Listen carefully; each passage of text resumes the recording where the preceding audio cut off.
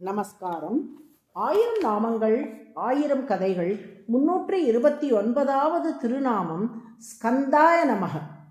13ஆம் நூற்றாண்டில் அந்நிய படையெடுப்பு நடந்தபோது திருவரங்கம் நம்பெருமாளுக்கும் அறநூல்களுக்கும் பேர் ஆபத்து ஏற்பட்டது. அந்நிலையில் பிள்ளை லோகாச்சாரியார் என்னும் வைணவ குரு திருவரங்கம் உற்சவர் நம்பெருமாளை திருவரங்கத்தில் இருந்து பாதுகாத்து வேறு பாதுகாப்பான இடத்துக்கு எழுந்தருள பண்ணி சென்றார். அதே சமயம் அந்த பெருமாளின் பெருமைகளை கூறும் அறநூல்களையும் காக்க வேண்டிய கட்டாயம் ஏற்பட்டது. வேதாந்த தேசிகன் என்ற வைணவ குரு ராமானுஜர் அருளிய ஸ்ரீபாஷ்யத்துக்கு நடதூரம்மாள் அருளிய விளக்க உரைகளின் தொகுப்பான ஸ்ருத பிரகாஷிகையை பாதுகாத்து எடுத்துக்கொண்டு காவிரி கரை வழியாக மேற்கு நோக்கி பயணித்தார். இன்றைய கர்நாடக மாநிலத்தில் உள்ள சத்யாகாலம் என்னும் ஊரை அடைந்தார்.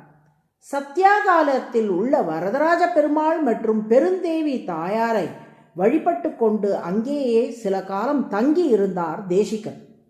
தினந்தோறும் சத்யாகாலத்தில் காவிரி கரையில் நின்றபடி பழைய நிலை திரும்பாதா என்று ஏங்கி திருவரங்கம் நோக்கி பார்ப்பாராம் தேசிகன். அதன் அடையாளமாகவே இன்றும் சத்யாகாலம் கோவிலில் வேதாந்த தேசிகன் நின்ற கோலத்தில் காட்சியளிக்கிறார். மற்ற எல்லா கோவில்களிலும் தேசிகன் அமர்ந்த நிலையில்தான் இருப்பார்.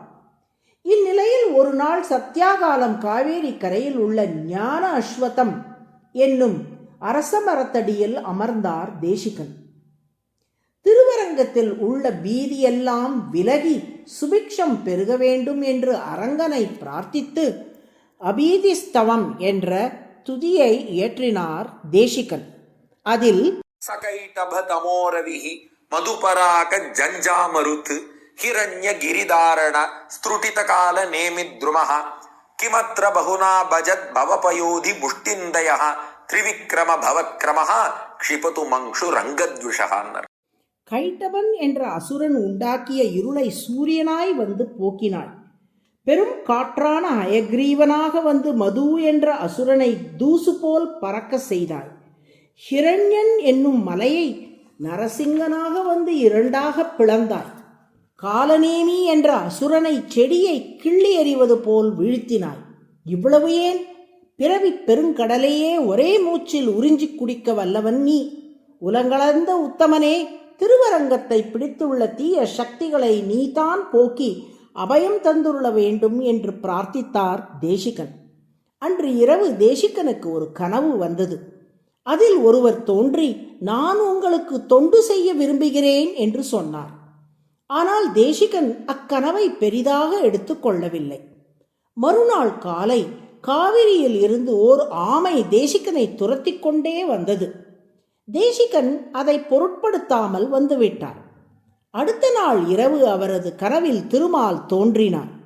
தேசிகனை பார்த்து, உனக்கு தொண்டு செய்ய ஒரு தொண்டனை நான் தான் ஆமை வடிவில் அனுப்பி வைத்தேன்.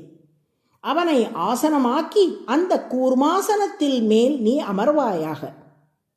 ஏன் ஆமை வடிவில் அவனை அனுப்பினேன் தெரியுமா? முன்பு அசுரர்களிடம் தேவர்கள் தோற்று அசுர ராஜ்யம் தலை தூக்கிய நிலையில் நான் ஆமையாக அவதாரம் செய்து பார்க்கடலை கடைய வைத்து தேவர்களுக்கு அமுதை கொடுத்து அவர்களுக்கு வெற்றியை தேடி தந்தேன் அல்லவா? அதுபோல் படையெடுத்து வந்த அந்நிய சக்திகளை விரட்டி திருவரங்கத்தில் நல்ல நிலைமை திரும்புவதற்கும் நான் அருள் புரிவேன். அதன் நினைவாகவே ஆமை வடிவில் இத்தொண்டனை உன்னிடம் அனுப்பி வைத்துள்ளேன் என்று கூறினார். திருமாலின் கூற்றால் மனம் உவந்த தேசிகன் அடுத்த நாள் காலை காவிரி கரையில் உள்ள அரச மரத்தடிக்கு சென்றார். அங்கே ஆமை வடிவில் ஒரு கல் பீடம் இருப்பதை கண்டார். அதை எடுத்து வந்த தேசிகன் தனது அனுஷ்டானங்களை அதில் அமர்ந்தபடி செய்யத் தொடங்கினார். கூர்மமூர்த்தியின் திருவருளால் திருவரங்கத்தில் இருந்த தீய சக்திகள் அனைத்தும் விலகி நல்ல நிலைமை திரும்பியது. சத்யாகாலத்தில் இன்றளவும் தேசிகன் சந்நிதியில் அந்த கூர்மாசனம் இருப்பதை காணலாம். ஸ்கந்தயதி என்ற சொல்லுக்கு வடமொழியில் வற்ற செய்தல், காய்ந்து போகும்படி செய்தல், அழித்தல் போன்ற பொருள்கள் சொல்வதுண்டு. அதன் அடிப்படையில் இவ்விடத்தில் ஸ்கந்தக என்பதற்கு அழிப்பவன் என்று பொருள்.